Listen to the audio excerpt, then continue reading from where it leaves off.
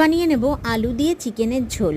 চিকেনগুলোকে পরিষ্কার করে ধুয়ে নিয়েছি, ধুয়ে জল ঝরিয়ে নিয়ে দেখো প্রথমেই লেগ পিস পড়ে গেল না। এইভাবে আমি মাংসগুলোকে ধুয়ে জল ঝরিয়ে একটা বড় বোলের মধ্যে নিয়ে নিলাম।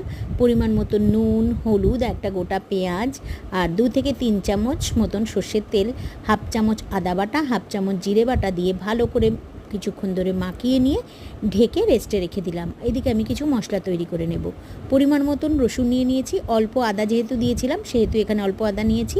কয়েকটা কাঁচা পাকা লঙ্কা নিয়েছি 3 থেকে 4টে, আর ছোট সাইজের একদম একটা ছোট সাইজের পেঁয়াজকে বেটে নিলাম। এবারে কড়াইতে সাদা তেল দিয়ে এলাচ আর লবঙ্গ, তেজপাতা ফোড়নে দিয়ে দিলাম মেখে রাখা মাংসটা দিয়ে বেশ খানিকক্ষণ ধরে কিন্তু কষিয়ে নিলাম। আর আলু দিয়ে দিয়েছি, 4 থেকে 5খানা আলু ভেজে নিয়েছিলাম প্রথমেই, সে আলুটাও দিয়ে দিলাম সঙ্গে। দিয়ে বেশ খানিকক্ষণ ধরে কষিয়ে নেওয়ার পরে বেটে রাখা মশলাটা দিয়ে আবারও কিছুক্ষণ ধরে কষিয়ে নিলাম। কয়েকটা কাঁচা লঙ্কা কিন্তু আমি মাঝে মাঝে দিয়ে দিয়েছি। দিয়ে বেশ ভালো করে কষিয়ে নিয়ে পরিমাণ মতন জল দিয়ে ভালো করে ফুটিয়ে নিয়ে যখন হয়ে যাবে, গরম মশলা নিয়ে নামিয়ে নেব মুরগির পাতলা ঝোল।